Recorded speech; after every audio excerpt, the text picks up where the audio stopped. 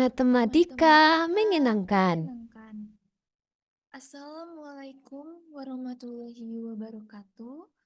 Perkenalkan, nama saya Mutiara Nurfatona dengan NIM 06081382227059 dari Program Studi Pendidikan Matematika Universitas Sriwijaya.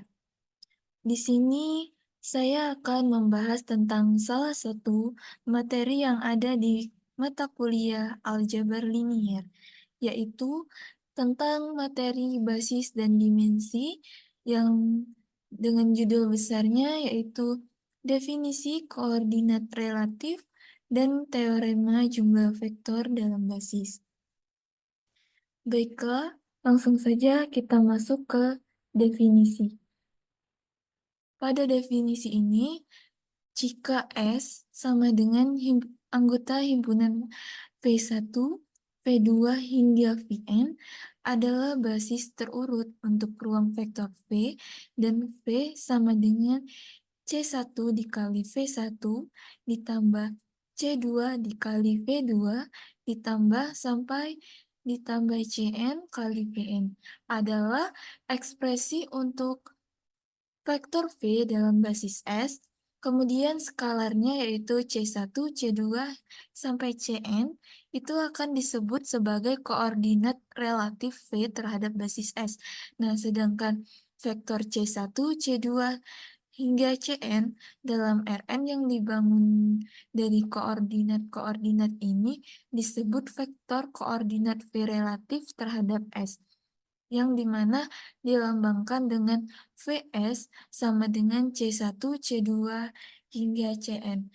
Nah, jadi dari definisi ini diketahui bahwa jika disebut sebagai koordinat relatif V terhadap basis S itu jika V sama dengan C1 kali V1 ditambah C2 kali V2 ditambah hingga ditambah Cn kali Vn itu merupakan ekspresi untuk vektor V dalam basis S. Kemudian untuk skalarnya itu C1, C2 hingga Cn. Sedangkan yang disebut sebagai vektor koordinat V relatif terhadap S jika vektor C1, C2, hingga Cn dalam Rn yang dibangun dari koordinat-koordinat tersebut dan dilambangkan dengan Vs sama dengan C1, C2, hingga Cn. Next, selanjutnya yaitu mengenai contoh 1.5, di mana contoh 1.5 ini mengenai koordinat relatif terhadap dasar standar untuk Rn. Nah, misalnya ada kasus khusus di mana V itu sama dengan Rn dan S adalah basis standar, vektor koordinat Vs dan vektor V itu sama. Jadi, akan dituliskan V sama dengan V kali S.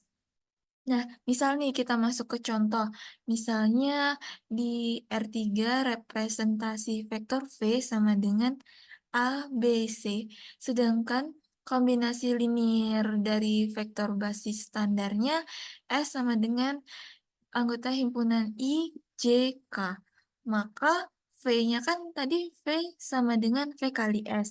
Jadi kita kalikan anggota V dengan anggota S. Jadi A dikali I ditambah B kali J ditambah C kali K. Maka V sama dengan A kali I ditambah B kali J ditambah C kali K. Jadi, vektor koordinat relatif terhadap basis ini adalah Vs sama dengan ABC yang sama dengan vektor V. Kenapa Vs sama dengan ABC? Kita lihat lagi. Pada V sama dengan V kali S. Maka Vs itu sama dengan V. Nah, anggota V itu ada A, B, C. Maka ditulislah V kali S sama dengan anggota V yaitu A, B, C. Next. Kita lanjut ke contoh 1.6, di mana contoh 1.6 ini mengenai vektor koordinat relatif dengan basis standar. Terdapat dua contoh. Yang pertama yaitu tentukan vektor koordinat polinomial di bawah ini. Px sama dengan C0 ditambah C1x ditambah C2x kuadrat ditambah hingga ditambah Cn xn relatif terhadap basis standar untuk ruang vektor Pn. Nah, untuk solusinya atau penyelesaiannya yaitu diberikan rumus untuk Px yang menyatakan polinomial ini sebagai sebuah kombinasi linier dari vektor basis standar, yaitu S sama dengan 1 x, x kuadrat hingga xn.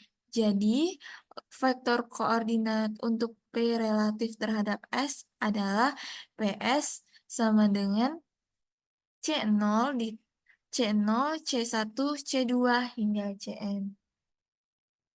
Selanjutnya, untuk contoh kedua yaitu tentukan vektor koordinat dari matriks B, yaitu sama dengan A, B, C, D, relatif terhadap standar untuk M2 kali 2. Maka untuk solusinya atau penyelesaiannya, kan di sini kita diketahui matriks B sama dengan matriks A, B, C, D sebagai kombinasi linier dari vektor basis standar, yaitu yaitu di mana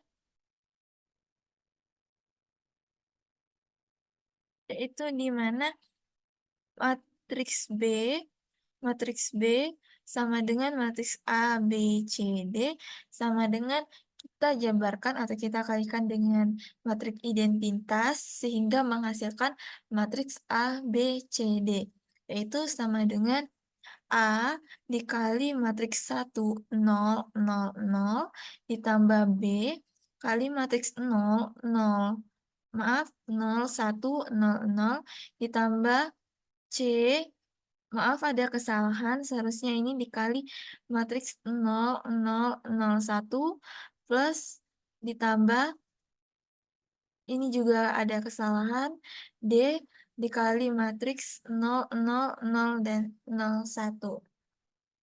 Jadi, vektor koordinat relatif B sama dan S adalah BS sama dengan A, B, C, D.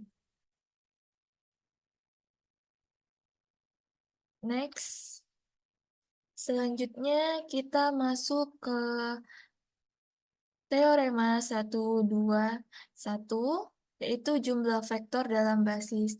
Nah, teorema 121 ini memasuki materi dimensi.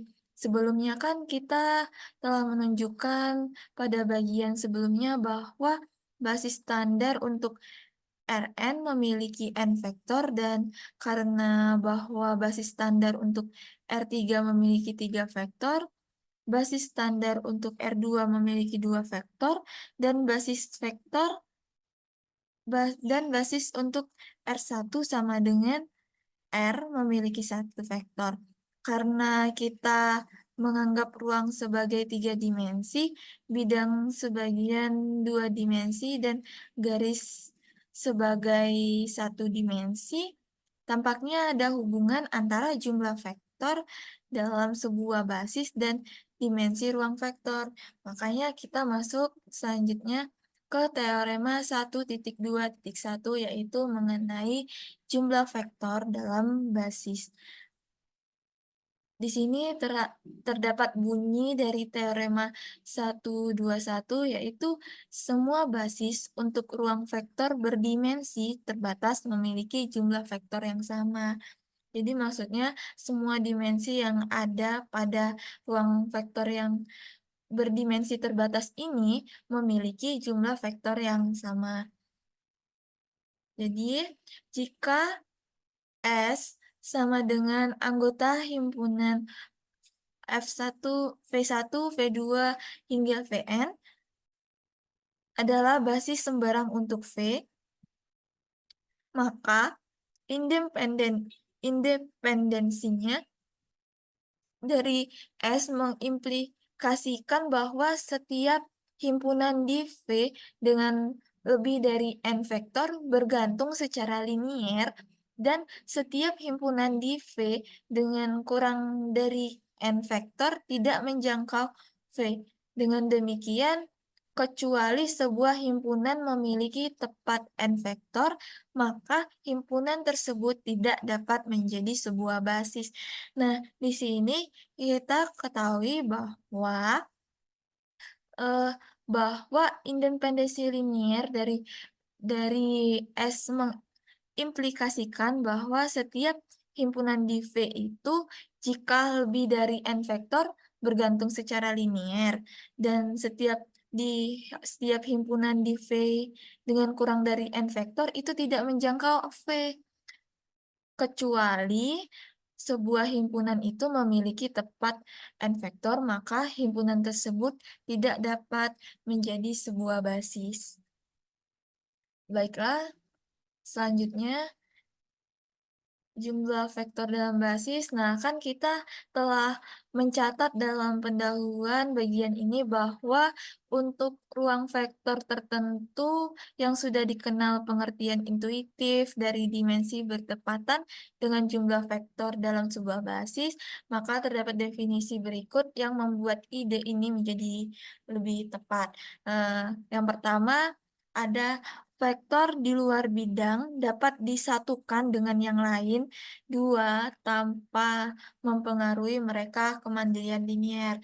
Nah, jadi kan di sini terdapat satu vektor yang melebihi bidang atau terdapat di luar bidang, sedangkan dua vektor lainnya tidak melebihi bidang tersebut. Nah, ini tetap dapat disatukan dan tanpa mempengaruhi kemandirian linier. Next. Selanjutnya yang kedua, salah satu vektor dapat dihapus dan dua yang tersisa akan tetap menjangkau pesawat. Nah, ini maksudnya ini kan terdapat tiga gambar vektor. Nah, jika salah satu vektornya dihapus, misalkan vektor yang kedua dihapus, sisanya yang vektor 1 dan 3 ini akan tetap menjangkau pesawat atau bidangnya. Selanjutnya yang ketiga, salah satu dari vektor kolinier, vektor dapat dihilangkan dan dua sisanya akan tetap menjangkau bidang. Ini maksudnya kan di sini seharusnya terdapat tiga vektor, namun satu vektornya ini menyatu dengan vektor lainnya atau tergabung dengan vektor lainnya. Dan ini dapat dihilangkan. Jadi salah satu dari vektor koliniernya itu dapat dihilangkan. Jadi kan sisa dua vektor. Nah, dua sisanya ini akan tetap menjangkau bidang. Baiklah, mungkin cukup sampai di sini untuk materi definisi koordinat relatif dan teorema jumlah vektor dalam basis. Semoga materi yang disampaikan dapat dimengerti dan dapat membantu teman-teman sekalian. Baiklah, mungkin cukup. Terima kasih telah menonton. Saya akhiri. Assalamualaikum warahmatullahi wabarakatuh. Terima kasih.